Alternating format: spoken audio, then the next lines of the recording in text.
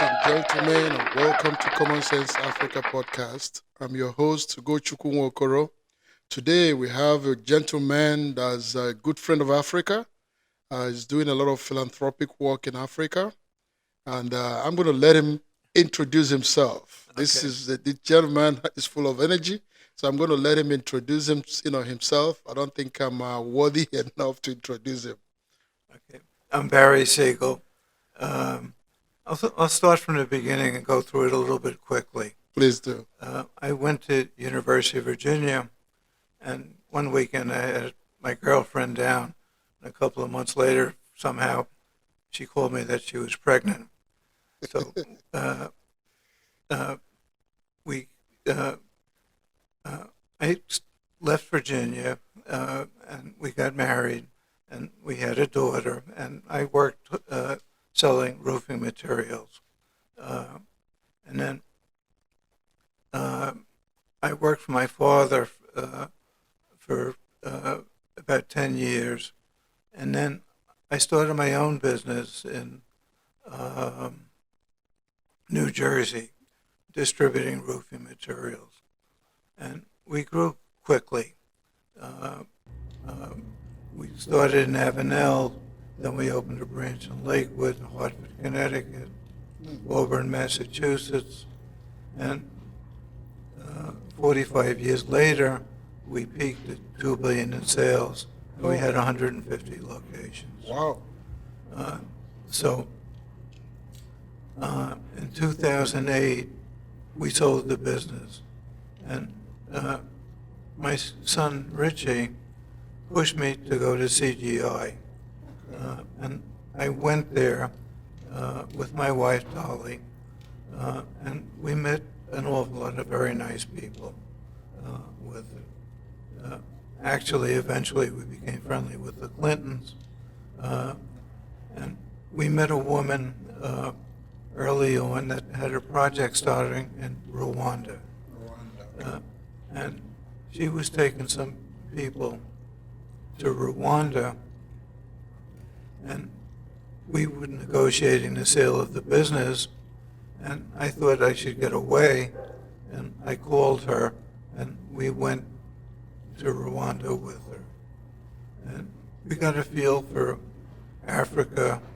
Uh, you would see small houses, 7 or 8 children running around, uh, and eventually I had a concern that the children weren't getting a proper education with it. And, we tried to slow down the growth a little bit, but that didn't accomplish me too much. But uh, we became very involved in sub-Saharan Africa. So the next, a few years later, uh, we went with some other people to Tanzania, Tanzania. and we traveled and made some other stops. Uh, I saw an article in Sports Illustrated about 20 orphans hanging on Kip Kenyo, All right. and I sent him a check for $10,000. Kip happens to be my age. We're good friends today, Right. and we funded his school. Uh, uh, and we spent time with his family. There was another ad that I saw, Lawala, Lwala, and we sent them. There were 2 doctors, and they were in the States learning the trade, and we sent them a check for $10,000. Wow. And we became friendly with their people, Right. and Ashley worked for us for years, and they've grown. When we sent them the check for 10,000, their budget was 150,000, Wow. and they just got a grant for 13 million. Wow. Um, um, so we like to our donations to be meaningful. They're also unrestricted with it. So the grantees can use it as they see Right. fit. Right. We went to a project in Tanzania, and it was kind of cute. There were two adorable twins, uh, uh, about 2 years old. And the girl was hanging on Dolly's feet. Uh, and I remember her running in 100 yards, 200 yards. Her sneakers fell off. She kept running, then she ran back for them. And we did something to fund them. And now they're good-looking kids. They're 16, 17 years old. Wow. And the funding is in place, but we don't want it to cause any confusion over there. So Rwanda is your first trip to Africa. Sorry? Rwanda was your first time of going to That's Africa. right. Prior to going to Rwanda, yeah, you okay? You want to drink some more water? I'm okay. Okay. So prior to going to Rwanda, were you doing business in Africa? No, had nothing to do Wow. with Africa You just at all Wow. with them.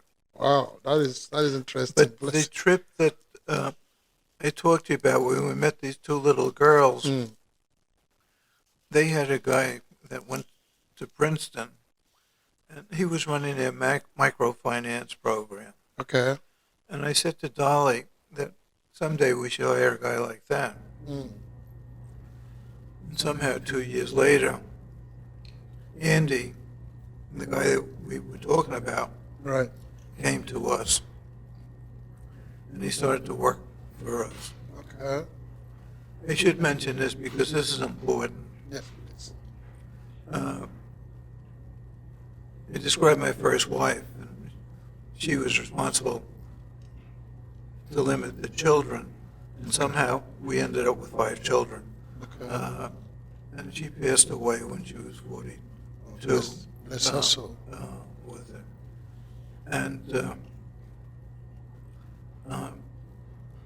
the kids are all active with us.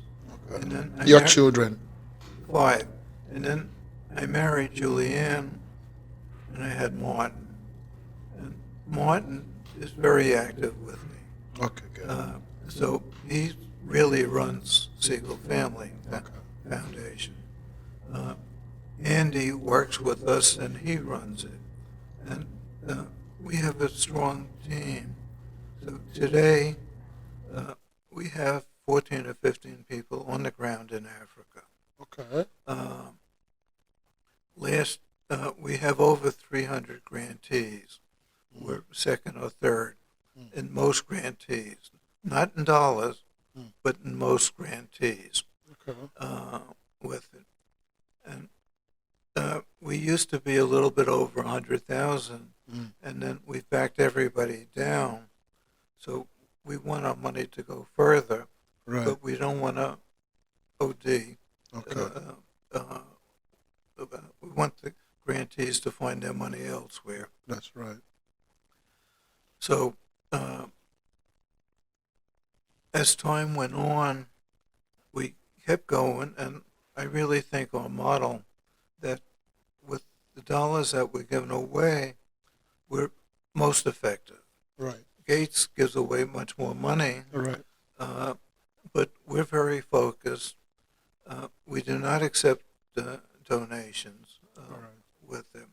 So yours is a private private family That's family right. foundation. And last year, our budget was about 20 million, Okay. and about 3 million was overhead, and 16 and a half was grantees. Right. And we're going to keep growing that. I was not in favor of it, but I wasn't against it, and I didn't stop it. But what they do is they have an African Visionary Fund, Right. and they work with other donors that work with our people on the ground. Right. And very often, they're giving the heavy money to the same people. Right. So a lot of the grants don't come through us. but they're coming through our Your efforts. efforts. And we have a strong team in the office. Martin and Andy know Right. what they're doing Okay. with it, and that's that's what we intend to do. That's good. That is remarkable what you're doing. Yeah. That you're using your private funds, to do this. You're not seeking for any, private or donations or from anybody, but you're using your own money. Folks, he is using his own money, a family dollar, to do philanthropic work in Africa. Barry, I commend you immensely.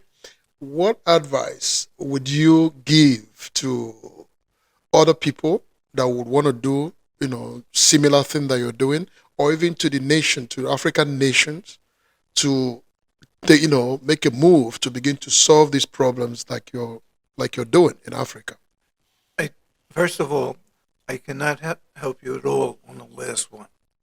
Uh, if you wanted, Andy and Martin are the ones Or your children? Okay, maybe we're going to within. do another show with them. At the Yes. same time, uh, my feeling is very strong that there's immense problems in the world, and now Right. the Russia-Ukraine thing, Right. makes it worse.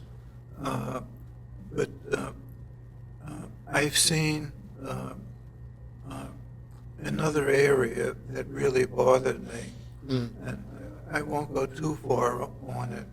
But last June, we started another foundation focused Central America, Okay. and we've grown very rapidly there. Right. We're hiring people on the ground. Okay. We're getting our types of grantees, uh, and we focus on education, health, living quarters, clean water, and we're trying to do the same thing Right. there that we did in Africa. Because I think if the foundations use their money intelligently, Mm. they can accomplish a lot. Right. And, that stays our focus. Okay, good. So, and just following up on what you've done, in Africa and what you're doing now in Central America. Right. Uh, what do you think is the reason why? I mean, all these countries, they have governments, they have that should be taking care of things like this. Why do you think those things are not happening in Africa and in Central America and all those Central places? America is completely different than Africa. Mm. So Central America, unfortunately, is a mess. Mm. We're focusing on 5 or 6 countries: El Salvador, Honduras, Nicaragua, Guatemala, and it's a real challenge. Right. And once we get going in Central America, we will take funds because uh, the problem is mammoth there. It's enormous. In Africa, and of course Central America, each country is different, Right. uh, and some of them have immense problems and are out of control, Right. and others are doing better. Right. I think generally the trend is very positive in sub-Saharan Africa, Right. but there's no end to the problems. You need jobs, you need education. The population has to know that they have a chance Right. for a better life Right. with it. And it can be done. And as more people donate or active philanthropically, Right. it can make a difference. But the big thing in my mind is you can't just throw a ton of money and not have it used properly. Right. So I say for every dollar that we spend, we get more, we accomplish more than anybody else Good. with it. So, what is your secret? How do you make sure that your money goes into that cause? Do you work with the government there, or No, we do not work with the governments. We okay? might work with some. Uh, uh, you do have to understand, I have backed off, Mm, but at Bradco Supply, selling roofing materials, I was the boss. right. And I'm a little bit the boss here too. Okay. And we work together. They respect us, uh, uh, the employees here and there. And a couple of the people that work with us are now Obama fellows, Right. uh, and uh, we have a class act in my mind. So, do you have any advice you can give to folks maybe that have foundations that would like to do the same thing that you're doing, but they are concerned about, how to effectively put their dollar to use? Anything you can say to our audience, those listening to us that want to do a similar thing that you're doing, because you're pretty effective with what you're doing. Well, everybody can't do what everybody has their own interest. Right. But I feel philanthropically, you can't be all over the lot. So if I give money to the Red Cross or something, uh, it's not going to be meaningful. Right. So I want our funds to be meaningful. And we have a ton of people that we started with low dollars that have really grown. Right. And, we'll have people come by the office. Right. We funded them $15,000 10 years ago, Right. and their budget's, $3 million a year now. Right. And that's what we want to try and accomplish. But we're also monitoring them pretty well. Right. We're not anxious to have sexual abuse and problems like that. Right. So we stay in touch, and we do expect the people to actively report back to us and let us know what's happening and fill in the paperwork. Right. So it sounds to me like you have a very effective structure that makes sure that every dollar is accounted for. So that's basically the way it sounds. Not every dollar, but we have a very But effective. most of the dollars. But we do have a very effective structure. So any other before we wrap up, Barry? I mean, if you let me, I mean, your story is very inspiring. So I love your story. I love what you've done or what you're still doing. So is there anything else you would like to talk to our audience about philanthropy or helping out or whatever or working in Africa? Just Uh, People in philanthropy have to decide their focus and do what they want. Uh, I won't go too far, but I feel that the wealthy people pass laws and they say they're for equality, and the gap between the wealthy and the not so wealthy is too big, but they don't pass the right laws to change it. right, And uh, I feel that this country does a lot for us, and we should be paying taxes uh, in a reasonable amount, right. and more should be done to balance everything. So that's a heavy focus of mine. And Right. really, no one wants to listen to me, so. Well, I'm listening to you. We're Barry, Mr. Segal, if Barry. you may allow me. I know you want me to call you Barry, but My father was Mr. Segal. I know. Well, I want to thank you for joining us at Common Sense Africa podcast. But before I go, I want you to please extend our greetings to your wonderful wife, Dolly, and your partner that for the work that she's doing. We greet her and continued success. And feel free to stop by Common Sense Africa podcast anytime you have a story to tell. Folks, thank you very much. And Barry, thank you for joining us. Enjoyed it. Thank you. All right.